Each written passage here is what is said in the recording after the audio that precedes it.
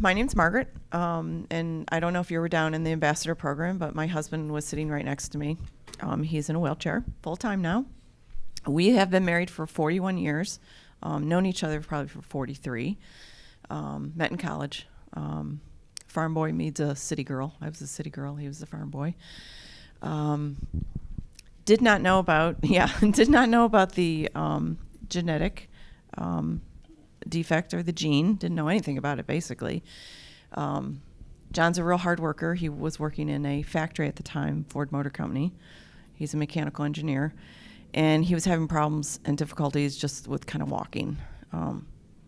If you've been in some of those seminars, they talk about that sway that some of our guys have. So he was having difficulties, and I kind of pushed him into finding out, hey, what's going on? We knew he lost a brother in 1978. We didn't know what the brother died of. So I investigated a little bit and found out that the brother had died of a disease called Schindler's disease, which is now ALD. And then we were told by the neurologist at the time that, you better get all your finances in order because this is evidently going to go quick. So that's scary. How many years later, I'm thinking, almost 30, 40 years later. He's 66, I'm 63. He's doing great. You know, we have this joke, AMN's not going to kill you. It's all those other dang complications that come along with it that might trip you up. So he's had lots of UTIs and several years where I don't ever want to see a hospital again. So we can count the days at probably 6 months total in a 3-year span. 6 months out of each year we were going back and forth to hospitals and trying to get him healthy. So he's had 2 surgeries since then that have helped immensely, a prostate surgery and a stomach surgery because he was having issues with like burping, regurgitation. So he has like reflux, and we found out that the nerves are impacting that whole area now for him. So have 2 children. My daughter is a carrier. We have 5 grandchildren. My daughter has 2 boys, the youngest of which is affected. He was caught during newborn screening. And then I have a son with 3 children. And their journey has not been the easiest either because my first granddaughter was diagnosed with cancer at 9 months old. So, but she's doing well. She's had a transplant. She's our little miracle child. She's actually grown up with the ULF family, so everybody that knows us in ULF also knows Hattie very well too. So that's kind of it in a nutshell. John and I take every day as it comes. We have our very, very bad days, and we have our very, very wonderful days. And the good days are far outweigh the bad days. So, but with that, there's just a lot to deal with. So, and I'll pass it on to you. So Joanne and I, we haven't been together quite as long because we're both on our second marriage, and we decided no third one, so we got to make this one last. So when I first met Joanne, neither one of us knew anything about adrenoleukodystrophy or any of those other great big words. And all of a sudden she started having balance issues, and she'd fall down, and it seemed like there was no reason. So she went to a bunch of orthopedic people, you know, and skeleton people and stuff like that. And they did some surgeries that probably didn't even need to be done, didn't really help. And during one of the physical therapies from one of those surgeries, the therapist said, I think you ought to go see a neurologist. I think you have something else going on, and these surgeries aren't really doing any good. So as I said down in the ambassador meeting, we went to 5 neurologists in the Syracuse area. We live in a little town north of Syracuse, right on Lake Ontario. So we went to Syracuse, the biggest town around, and 5 different neurologists. None of them had any idea what was going on. One of them was a surgeon, says, I can't see anything I can operate on, so there's nothing I can do. So we said, okay, we're not going to give up. We're going to keep looking. So we went to Rochester, New York, and Strong Hospital. And there we got a neurologist that said, we got to do tests. We got to find out. None of the other ones even thought about doing tests. So he did a whole bunch of tests. And the first test that he did was a long-chain fatty acid test. And her numbers were through the ceiling. And he said, I think I might have found what your problem is. But we have these other tests we have to finish first. So they went and did all these other tests and MRIs and all this stuff. And they did see something in her nerve in the spinal column, and nothing that made him jump. But he said, the long chain fatty acid says you need to go to Kennedy Krieger, Johns Hopkins, and there are specialists there that can deal with you. So we went there.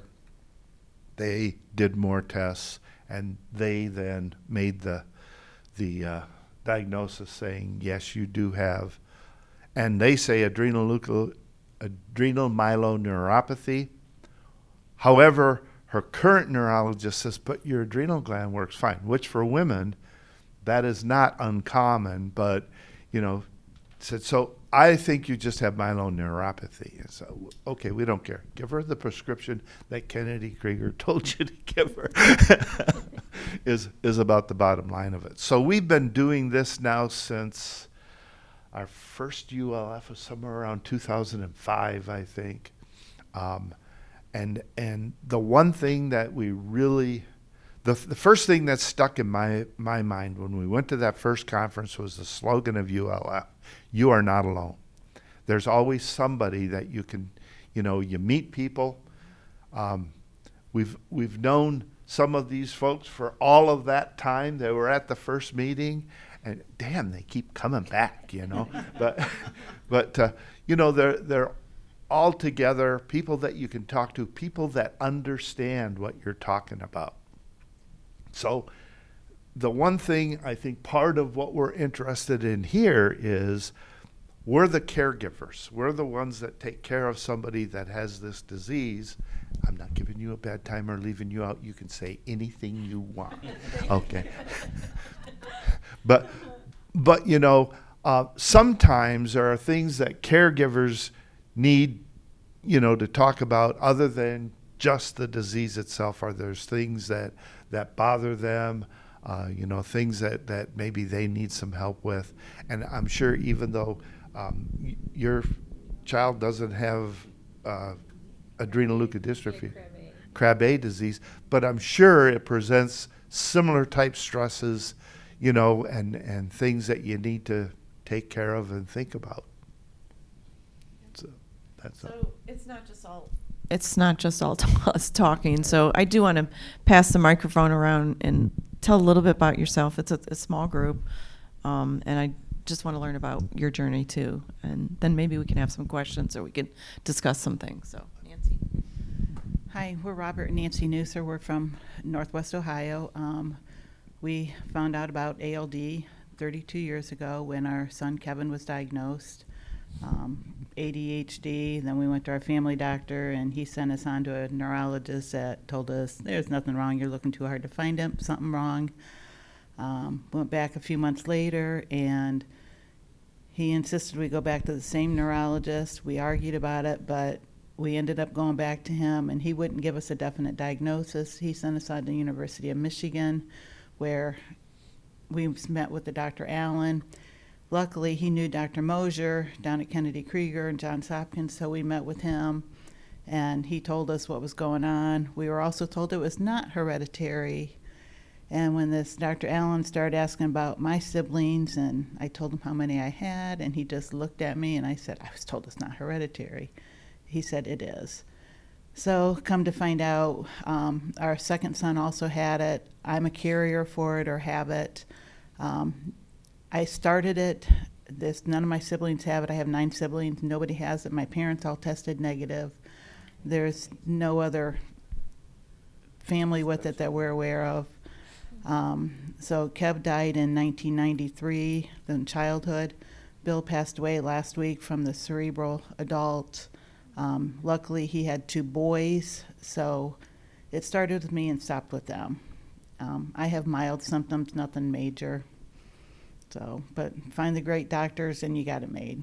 We lucked out with our family physician because he had heard of it. He didn't know what to do for anything, but whatever Kennedy Krieger tells you, I'll do. So we worked with Polly Green. You probably knew Polly, Willie Foreman and all them, and whatever they said to do, our family doctor did. So, anything else?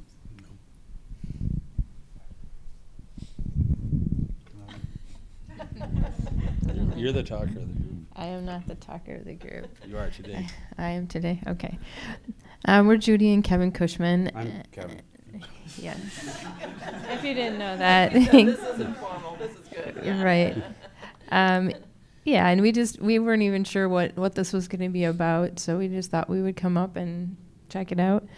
Our son Colin had Krabbe disease. He was about 8.5, 9 months old when he started to regress, and then we didn't find out that he had Krabbe until he was 13 months old. And at that time, they told us he has 12 months to 2 years to live. He lived to be 8.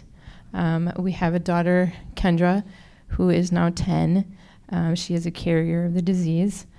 What else do we want to say? We're from Wisconsin. We kind of, the caregiver whole thing was new to us. I mean, other than, we knew we had to take care of our child, but with it all being so new and all the different apparatuses that they kind of throw at you, it's kind of hard to process that you become a nurse, that you didn't realize you could do that. And then we started to get some in-home care.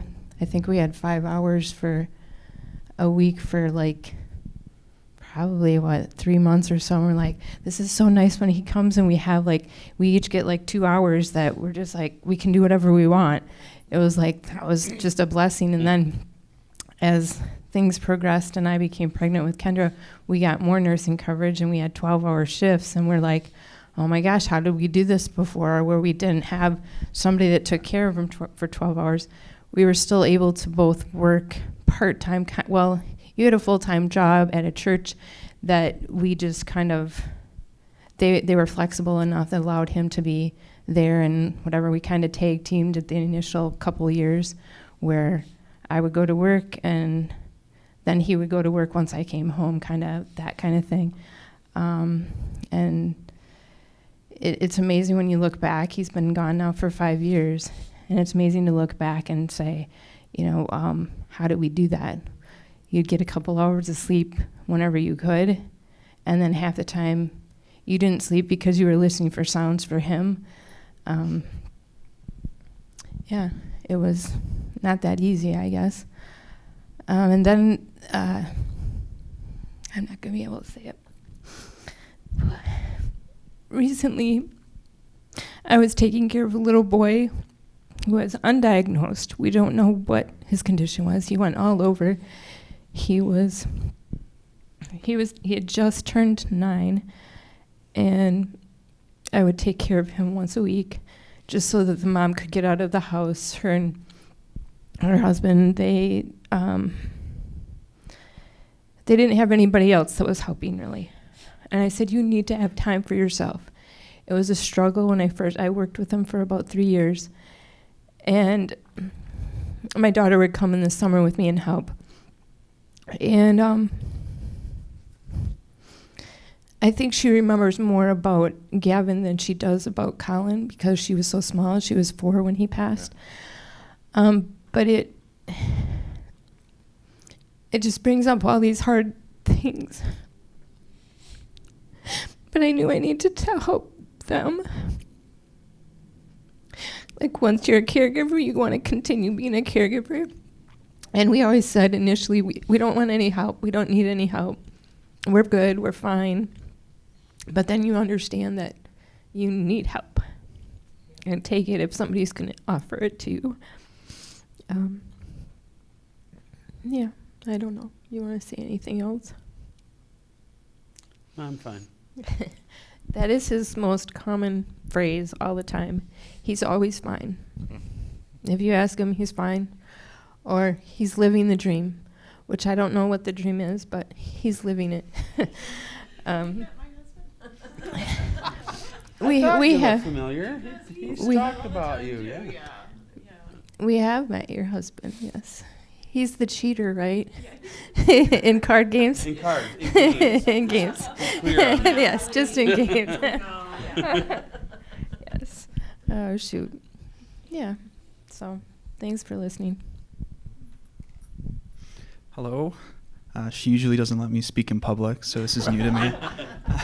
Should we record this? Capture the moment? It is being recorded. But no, my name's Christian, and then this is Marissa. yeah, and we've been together for we'll actually have our 1-year anniversary on Sunday. Yeah. So yeah, we've been dating for about a year. So although I've been with her for just like a small blip of our lives, it's been great. And I've there's several aspects of a relationship that I obviously appreciate, but I think one of them is that it's taught me a lot about being a part of a different community that I wasn't a part of before, and to hear people's different experiences as caregivers or people who have disabilities, and because I wouldn't have gotten that before, and just being with her, it's taught me more about not taking care of someone, but to care about someone in a different way that I wouldn't have in any other relationship. So yeah, it's made me a better person, and it's made me happier. So I mean, that's my side of things. Now it's your turn. You need to let him talk.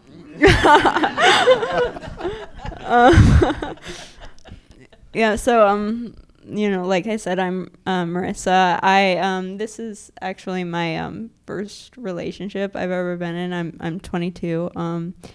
And I was very nervous growing up about, like, I wanted a relationship so bad, and I was so nervous that I was, wasn't gonna really find someone who would, put up with all of my pickiness, or would be so willing to help me do certain things that, I have mobility issues. I can't walk at all. It's hard for me to move around, and especially I have a lot of accessibility needs. So being in a relationship with someone who would accept all of that was so unthinkable to me. And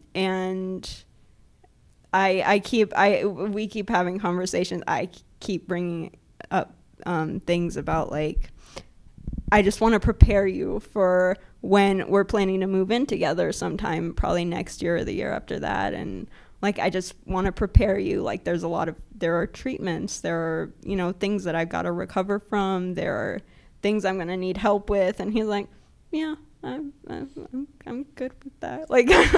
He reassures me. He's like, it's it is different from a normal relationship or from a traditional relationship, but I'm here for you, and I'll help you with what you need, and I'll be, supportive in whatever you need me to be supportive in. And it's been really nice. I hit the jackpot.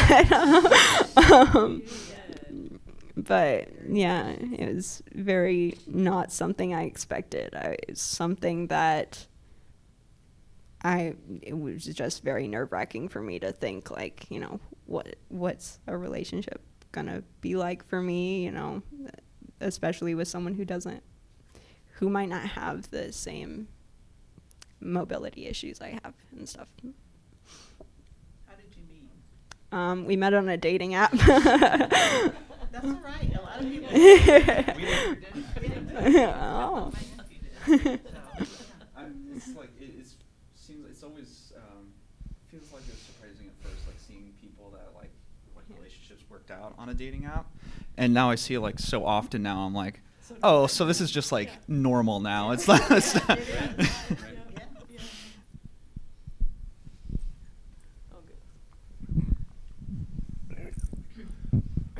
Well, God bless you, because it is different, right? Your relationship's just and I started traditionally with my husband, but it morphed into so many different things now.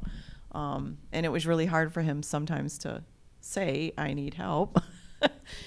And I was so willing. I mean, I'm I get that, and a lot of times it was no, I got this, but I think it was part of I don't want to say it was pride with John. He went through so many changes and losses, because there's so many losses that you go through as mobility declines and other things. So it's just not the point of him being in a wheelchair. He's got all these different aspects of how he uses the restroom, how he takes a shower, all those things are. We remodeled our whole house. We have a walk-in wet shower. It was like the best thing that we ever did. I'm serious. We struggled so much in the bathroom area because we had like I don't know what they call those bathrooms where they're just a tunnel. Oh. Got the shower at the end and the toilet. I mean, like he couldn't even get in the shower, so it was like, oh my gosh, we have to do something. So end of year, we're thinking we're going to retire. We almost have the farm paid off, and yeah, we won't go there. So I always say the kids will deal with it. So, but we have a beautiful, beautiful piece of paradise, and John does accept help now. garden. It just takes a long time for him to kind of process it himself. Like even on this trip, he had probably 6 of our friends call and say, hey, let us come over and mow the lawn for you. Because I'm always worried about trips because he's going to be in the car a long time sitting. Already sitting in the wheelchair, and then you put him in a car for 5 hours and sit. And like the first night he had such bad leg spasms. And then the beds are different. I mean, we can go on and on. It's like, oh my gosh, we're off our schedule. But all those things. So God bless you for being accepting. So you have to accept your partner into this relationship at all aspects, and communicate, really communicate. And if you've got, I'll send the message again. So if you have friends that are good friends with you guys, stay with those contacts, because those social, healthy relationships really have sustained us.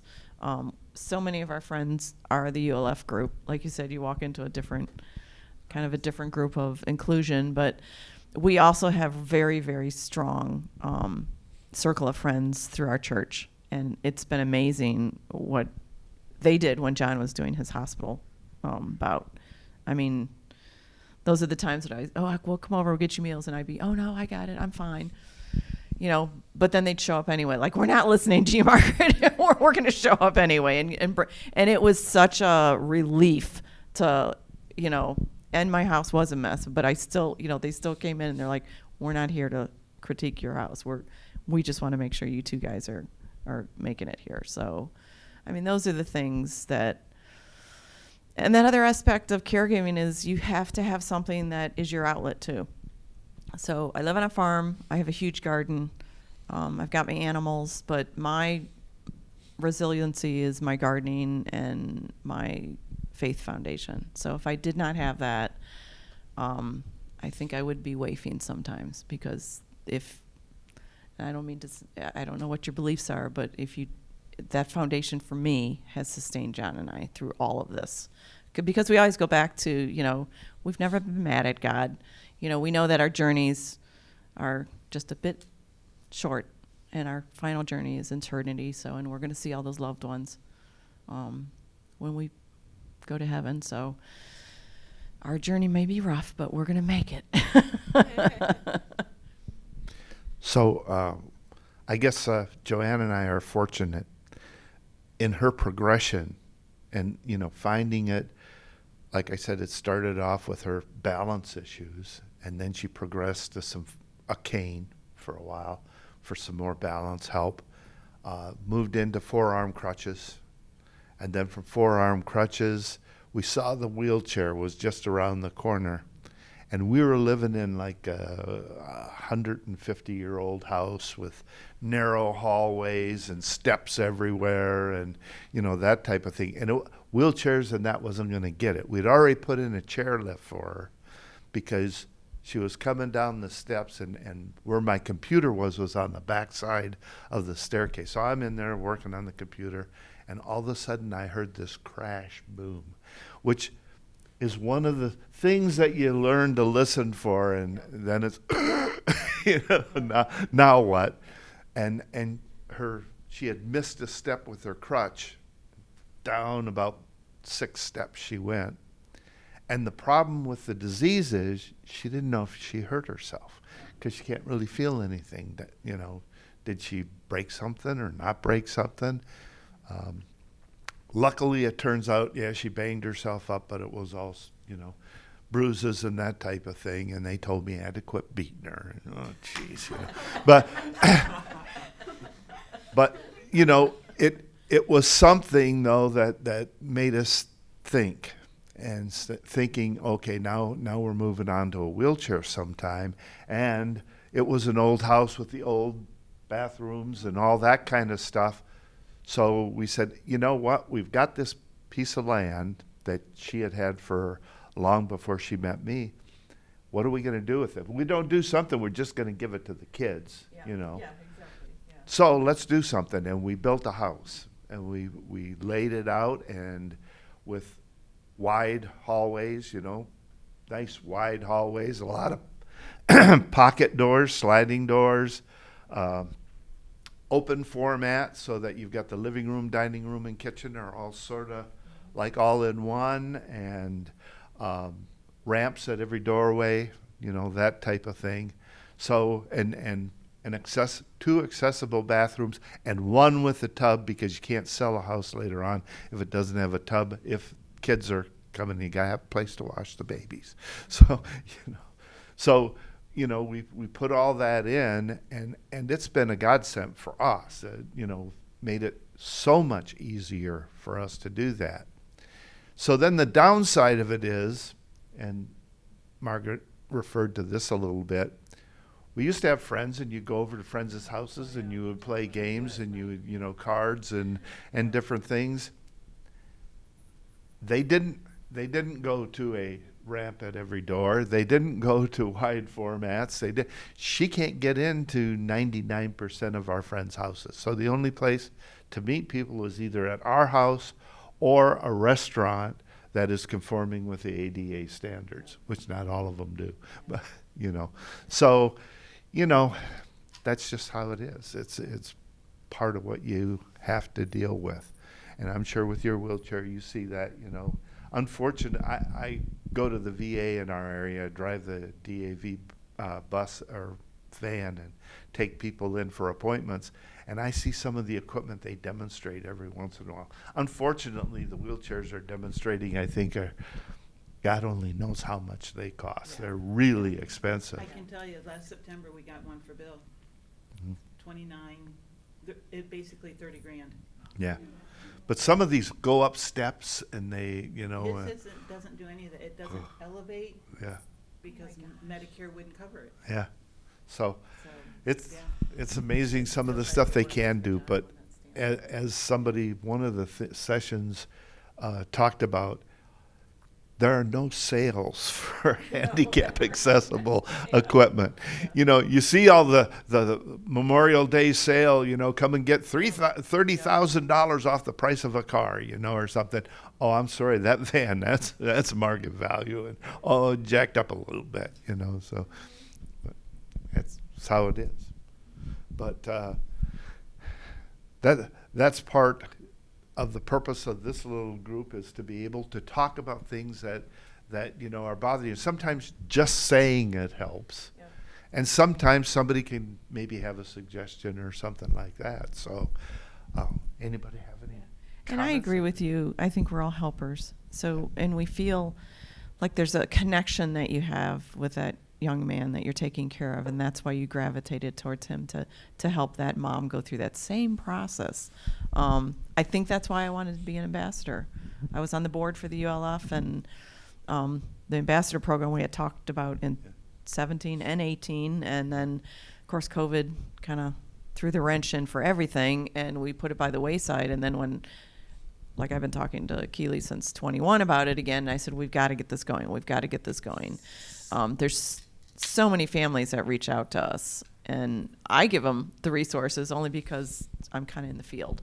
So I know, you've got to start here and here. And I mean, we did that a lot with Bill. I mean, he would call up, and you too, you got to go get guardianship. He's not making good decisions for himself at this point. So those are the hard and tough questions that you guys are going to grow through your journey once you become a couple. The wills, how we're going to do this. John still won't get a living will, so he's not ready. Every time we talk about it, he'll say, I'm not ready. And I'm like, okay. But he has his spouse here that will make a decision in the event. It's just that at this point, he's like, no, I'm not ready. So, and in my mind, I'm always like, I want to be prepared. I want And you can tell him, we have ours. Yeah. Oh, your living will. Okay, yeah. We have a regular will that we got, and we kind of chuckle because from a family of 8 siblings, and one of my sisters was going to watch the kids in the event if something happened. So I have 40-year-old kids. so I'm always joking with her. Hey, Catherine, you get the kids. So, but they tell me it's legal and binding because it says everything goes to whichever spouse that is left. But those are some of the hard things that you have to go through. I tease my friends at work. They get a snapshot of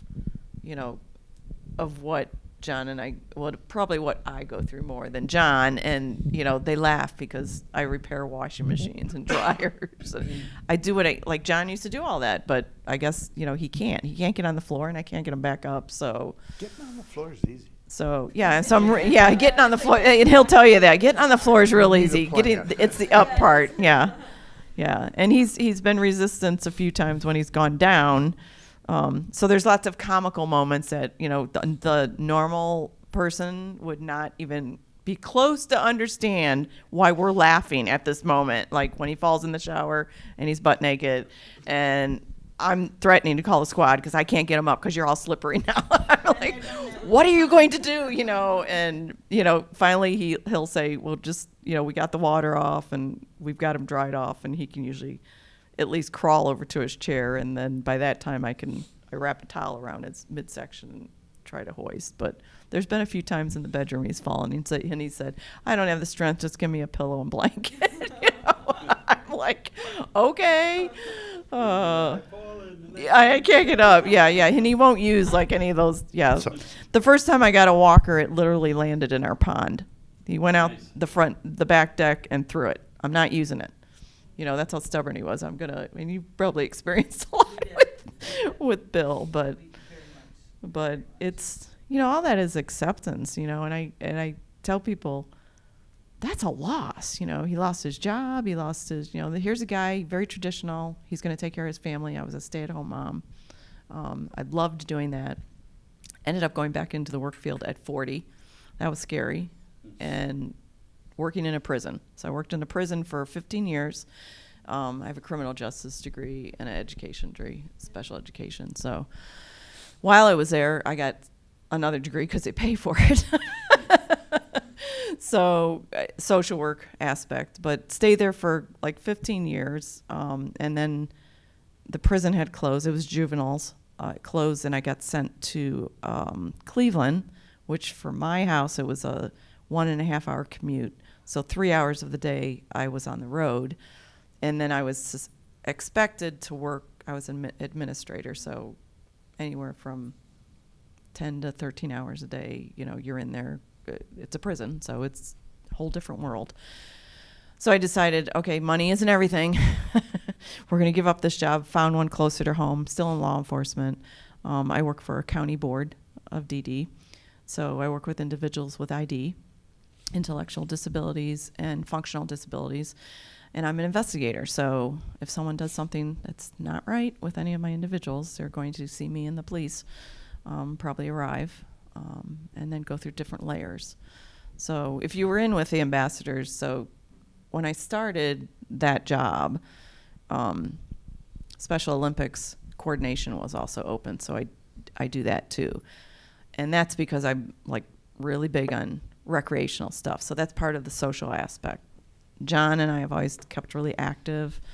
When he lost his job, I kept on saying, what's on your bucket list? And this is when we were in our 30s. So little kids, he's in his 30s. I'm like, what's on your bucket list? And he was like, well, I almost had my pilot's license. I'm like, okay, let's go get it. So he got his pilot's license. And then a year from that, him and his fly boyfriends, I called them, they went and bought a plane.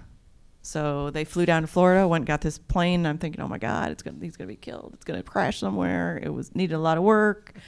1964 Cessna. They took it all apart, put it all back together, and he flew that thing till 2016. So he flew it until he couldn't get a wheelchair in the back seat because you can't in planes. It's nearly impossible.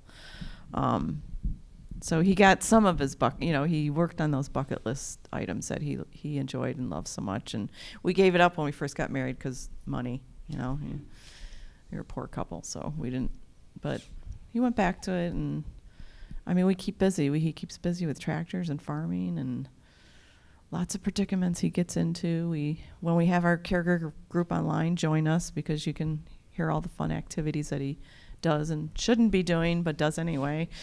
But it's one of those things that I guess this group, you just need someone to go and talk to too. And sometimes you need someone to listen to you. So we're here, we're available. You're not alone. Like Roger said, you're not alone. We've kind of ruminated on that a lot this conference, because it hasn't been in our tagline. And we're like, how did that get taken out of the whole scope of our tagline? Where did we lose that? But So you can look online, you can look at the ULF site, and it lists all of the Zoom calls yeah. that are for different things. I mean, not necessarily. I know Nancy and Bob are on a bunch of them with us. Yep.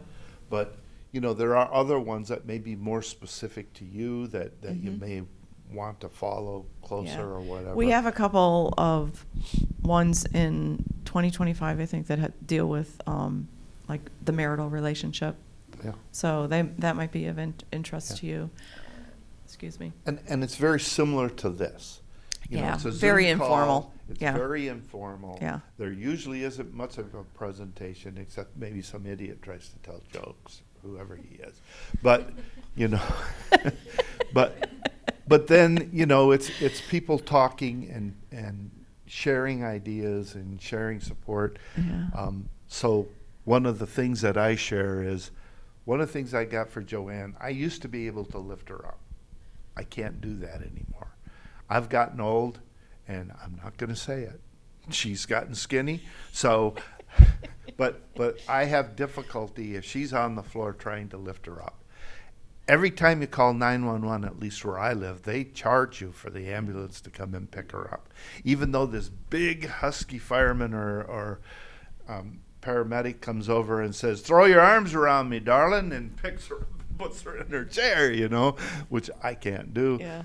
It's $100. So I said, okay, I got what they call an indie lift. And it's like a platform. It's battery operated. You keep it plugged in and charged. It's good for about 5 lifts. If the power goes out, you still have it. And when she falls down, I bring it over, and it's just a platform. She scoots over on it. You push the button, and it raises her up to wheelchair level, Yeah. so that she can transfer into her wheelchair. Indie lift. INDEE. INDEE. Yeah. I can say, I don't know how it is in all cities, but in Fostoria, Yeah, if we needed somebody to help lift Yeah. Bill, which we did because Yeah. yeah, he's a big boy, yeah. if we called the non-emergency number, Yeah. there was no charge. And that probably would have happened, but township, so the volunteers would in the heat of the moment, I called the easiest number I Yeah. could remember to Yeah, dial, yeah. you know? Yeah. So, Do those that come with the ejector button? That's what John Oh. always asks me. well, you're tempting me, aren't you? You're tempting me. But here again, it's accessible equipment. They don't give any of that away. Yeah. Yeah. Yeah. Especially once you're in your Yeah. adulthood and you don't Yeah. got Yeah. insurance anymore. Yeah. Yeah. So my friend is Facebook Market. I'm not kidding you. We got I call it the Cadillac of bath chairs now. John tried it once, and he says, I don't think I need this yet. But it goes, it raises up for me to help him, and then almost goes to like a tilt position, which is really, really nice. Right now he uses I call it what's that? Plumbing, those white plumbing. Oh, yeah. PCV. It's got a PCV Oh. chair that we've put together like 20 times because he's Oh. fallen over with it. But that chair we got on a site that shares just with families. And my sister and I went to pick it up and kind of shared our journey. And she was like, I'm not charging you anything here. And then she walks me into the room. How about this track system? Do you need a track? Which we do, but it wouldn't have fit for our bathroom, because that's the other idea. We'd like to get a track system in there. So if he fell, he can use that to get up. But Yeah. it's not covered by Medicare. I've already tried to get the code for it. We got our chairlift to go, because everybody gets frustrated when I say he lived down the basement, but it was a full basement. Mom and Dad had built the place, and it had a bedroom. You know, he had basically a house down the basement. Yeah. But he couldn't get up and down the steps, so we found a chairlift on Yeah. Facebook Marketplace, or whatever it is. Yeah. We've gotten a lot of ramp stuff for Yep. the outside from Yep. Marketplace. Yeah. Rotary Club is another one that Yep. gave us a lot of Yeah, any of the civic clubs. So if you ever get to the point where you're in your own home and you need those things like the civic, so there's where that ambassador program comes in. Again, I'm really plugging this, but call in your region of where you live. That would be Jamie. I think it's Jamie. Yeah, I That think Jamie so. Barlow's that is in that region. But any one of us, like if she doesn't have an answer, she's going to be saying, "Hey, call Margaret," or she is in Idaho, but I think she Yeah, still but covers there's California. only Yeah. 5 regions, including Canada. Yeah. So the United States Yeah. itself is 4 regions, and Canada Yeah. is another one. So she's got the whole West Coast. So you're gonna learn to be the best damn advocate for your loved one that you Right. ever could imagine. I'm serious. I mean, I can't even imagine some of the things that I've done. Since we do live on a farm, there was a program, and when we were farming, there's a program called Agri-Ability through Easter Seals that we tapped into. He did not drive, but when he drives to the conferences, the minute you pull in, everybody's looking at his big red truck with this hoist on it. It is like amazing. Yeah. Yeah. Life Essentials put this lift on him so he can get on the tractors. It takes him right to his door to get in. He's got hand controls. They were the ones that assisted with the wet shower, and we have a lift in our house. It's not an elevator, but we enclosed it. So people are like, "Oh, cool, you have an elevator," but it's a lift that's enclosed basically. So we have doors on it, and when we were putting it in, they were going to leave it all open, and we were like, "We got grandkids, I can just see these kids play on this," which they do play on it when they come over now. But at least it's got doors on it and not going to fall down in a hole. But it's Charge them a quarter. You won't get yeah. But that's what John says, 10 cents. And we live among Amish too, so when he goes into the Amish farms, the kids run out because they want to go on his hoist. So he'll take the hoist out and give them rides going up and down. But there are so many organizations that are surrounded by your areas that can help with things. You just don't. It's really hard to ask. John, I mean, the things that we have, we would not have it if it probably wasn't for my determination to say, no, we're going to keep living. You're not going to be in this house stuck and not doing things. Probably one of the things we had a hard time giving up was our motorhome because we went everywhere. We've been in every state, up in Canada with it, but it was the cheapest way when you have children to travel and be able to do things. So, but we couldn't fit his wheelchair in it, so we finally let that one go. It would have taken too much to modify it. But so I have a question. So what do you do for yourselves now to create, I don't know, that spot or that place? And you're in a totally different level now. So this is. We don't know yet because we just got, Bill just passed away. So we don't Yeah. know. But I can say when I would get frustrated or I would go out walking. My big thing is I go for a walk and I read. I get very frustrated because somebody else doesn't go with me, but that's my out. I have to do it. Otherwise, and I've always been that way. The other thing I can say is when we first started this journey 32 years ago, the ULF was here, but it didn't have all the stuff it has now. All these support groups now, we wouldn't have made it through a lot of this without all these support groups because we did not have that then. My family, even though I had a large family, they did not understand everything we were going through. When our first son passed away, well, get back to work because get over it, Now they're seeing things differently, and it's, yeah. So I don't know how. I'm worried the next month or so how I'm going to be with things because I went from my dad to Bill, and I'm not going to have anything now other than our other son and granddaughter and grandsons that they're 13 and 16, so they could care less about grandma and grandpa. So I don't know how it's going to go. We'll see. Day by day, right? Right, Yep. right. How about you, Tim? Do you want to say anything? The other issue I want to just touch on is having a child with it. We handled everything and no problem. But with Bill being an adult, he was 40, medical, you'd try to call, do things about it and stuff. Well, we can't talk to you. You can't do this. So it was just so frustrating that, we couldn't do that until we finally got through the legal process, which he was fighting because he didn't want to give up his control. And we kept trying to tell him, you're not giving it up, but we just need to be able to help you. He And did not want help. He wanted to, Margaret knew. He was stubborn to the so, T. but, the laws are the laws, and good old HIPAA, I don't like that guy. They wouldn't tell you anything. They wouldn't help you. So, just get your things in order, so that, and it works both ways. If something would happen to you, she goes to call him. Nope, we can't talk to you. So, and that's just crazy. But they do it, and it just frustrates you to no end. So that's my 2 cents.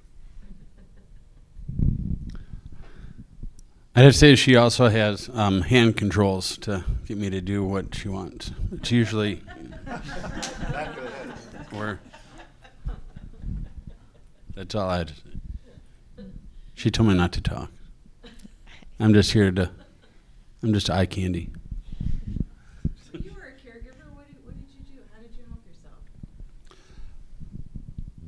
I didn't. There, I said it. I took care of everybody else. That was how I took care of myself. So just avoided my own, I didn't avoid them. I did away with them to take care of everybody else. So. And now Are what you do ha- do, now are what you do you happy do now? with yourself? Nothing. He enjoys fishing, and I try to get him out there and go fishing, but he thinks he's leaving us in the whatever. I don't know what he thinks, but he won't go. He went once this year so far. Yeah, fishing was always my escape, my recharge. Trout fishing was the big recharge, because you're certainly even now, I did go for the first time last year in like 15 years, and they ended up they came looking for me because I didn't have cell coverage. So I was like, respond to our text. I was like, well, how's it going? And yeah, I was like, where did you go? That was always, just I could go fishing for 5 minutes, and just, forget life and, but I know I just, I've given it up and I just not gotten it back, So. You'll want to teach your daughter how to fish. Yeah, I mean, I've got. I did youth ministry for a little over 20 years, and there was a guy that was like, I can't fish anymore. Would you want my stuff? And I'm like, okay. Oh my! I had a Silverado. I had 3 trips. He had so much stuff, and I'm just like, what am I going to do with all this stuff? And I mean, I've given a lot of it away. There's one of the kiddos from church that, they're not a fishing family, but the son, I want to fish. So they got just a cheapy thing from Walmart, and it broke, and they're like, oh, I hope Dad can fix it so we don't have to buy a new one. And I was like, don't. And I said, don't worry about it. Come over, whatever he might want, I'll set him up. So I gave him, the fish poles that I gave him, they're expensive stuff. And I'm like, happy to give it to him. And his sister was like, I think I'd like to fish. I'm like, what do you want? I was like, I had tackle boxes and fish. Ice fishing pole. He probably gave me 25 fishing pole, ice fishing poles. And they're not just, they're one with the little spinning reels. So they're probably $30-$40 a piece. I mean, it's, yeah, so it was, all right. But you got to remember, if you don't take care of yourself, you can't take care of anybody else. No, if I take care of myself, then that's less time to take care of everybody else. So No, it isn't. Yeah. You're reducing your performance. Oh, You no, have my to take performance is, that's what she told, I'm so glad my husband in here. He would be like feeding off of you. So would Yeah. we'd be like, all right, Team Stubborn. Uh-huh. And anything else I'm not doing right? Is that Doing right. No, he's very good at telling people that they need to take care of themselves, but he doesn't follow that example. I'm a do as I say, not as I do. And it's not easy to do what you want to do, but you still gotta take care of yourself. I enjoy reading as well. That's my kind of zone out. Just read the story, learn about something totally different and different world. Yeah, I don't know. So do you belong to any like outside groups? Like, so for example, I'm in a Bible study group with ladies, so we meet like twice a month. And then I'm also in a garden club. Mhm. I mean, those are some of the things that, along the journey I'm like, oh, I should probably stop doing this, but it's like that's You one need of the that. little outlets that is probably really healthy for me to stay connected with. I mean, there's other things that I dropped off of, but and John as well, like he's got Knights at Columbus that he's involved with, and those guys are really good for him. I mean, they do some really awesome things with their group. But I mean, those are some of the connections that's really good, and just a little bit of time. We're not talking about take weekends away from your wife. Right. But a little bit of time for yourself is it's just good and it's healthy. And Mm-hmm. we had a whole crew at our farm while we're here fishing because they had texted me and we get Nice. families all the time from the church saying, "Can we just bring?" And we're like, "Sure, just catch and release." And that's our Mhm. only rule is just catch and release. But Mhm. I said, "Send me pictures too." But so they had a lot of little kids from the Vacation Bible Study, I think it was, that came over. So yeah, fishing is a nice, fun release. Yeah. No, we're not really involved with a whole lot of groups. We do have a seasonal campsite, which we got. This is our 4th summer, so I think that has helped. That's helped a lot. Where the people there have been, become kind of a family as well. We go out to the Hunter's Hope Symposium in July, and that's a big support group too. Get with the good Bills fans instead of the Packer fans. Right. Well, that's our second team. And then, yeah, I don't know. We kind of had that problem where, once Colin was diagnosed, where we had a bunch of families from church or, couples from church that we would play games and all that kind of stuff with. It kind of all of a sudden just, they kept asking us, but we'd always say no because we were taking care of Colin. We didn't want him in all these different environments and stuff, so we kind of kept passing it by. So now it's like, now that we have that availability that we can go and do stuff, we don't have people asking us anymore. So, and I'm not one to go to somebody and say, hey, can we come over to your house and play games, or can we do something, or, he kind of is, but not really either. We're both kind of like, oh, well, we'll just kind of do our own thing, and, that's why the campground is good, I guess, because we can do some of that. During life, you change, like it's cycles. There are different groups of people that you hang around with, and it's just by the way of your journey. It has nothing to do with Right. and circumstance too. So I agree with that.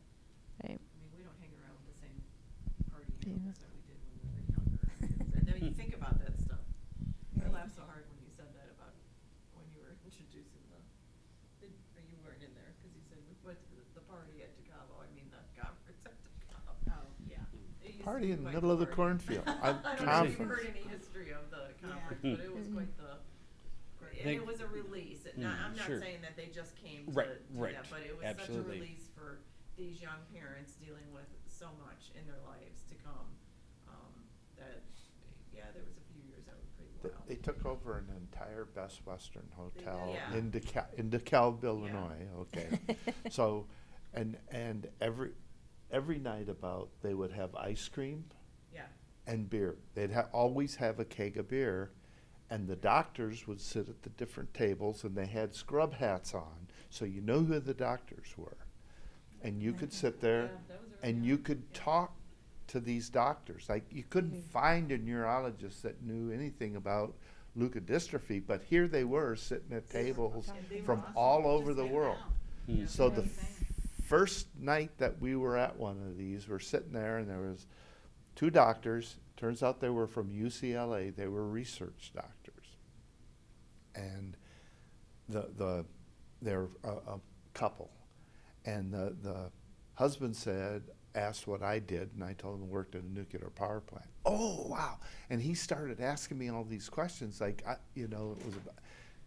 He ended up then I ended up finding out the next day she received an award for being the research scientist that discovered the gene that causes leukodystrophy. That's the type of people you're sitting there talking to. It was unbelievable. And it's so down to earth. Yeah. It was more than just a party in the cornfield. Thank goodness there wasn't Facebook back in those days, right? Honestly, yes. Oh, you are so right. Yeah. No Or Google. Smartphones. Right? I can just see it now.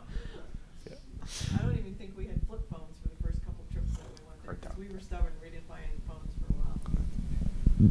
I think the original question was about what we do to kind of like Right. Yeah. Care for yourself. care for yourself.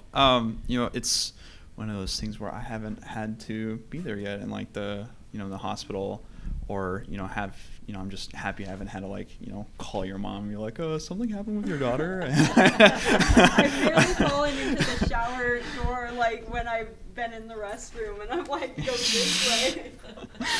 So that's almost happened before. I feel Always. It always happens. I feel like a lot of it right now is just it's a lot of preparation. It's just a lot of talking about how are things going to be set up. What can we expect? Living with each other. I think just for myself, it's knowing what works for me now, and knowing that I probably shouldn't change that. Knowing that for maybe an hour each night, I'm just gonna have to lay on my side and just scroll through my phone and or play my video games and still have my friends and hang out with them. So I don't think any of those aspects of my life will change. I sure hope they won't, and I know as long as I continue to do those things, it'll always help. And I can't see myself getting tired of that. So how are you going to deal with me? That's a whole other support group. Yeah, I don't think I can really, I obviously can't answer the question from a caregiver's perspective, since I am the one that would need to be cared for. But yeah, I think as far as finding a group like y'all were talking about, the way I grew up, I don't have a friend group. I don't I have a few friends, a few really good friends, but we don't, hang out all the time. I don't have a support group I go to. I was raised homeschooled with but I think I think we've talked a lot about how he's gonna need his space and his time sometimes to just do the things he needs to do his work, do things like that. And I guess I've never really found that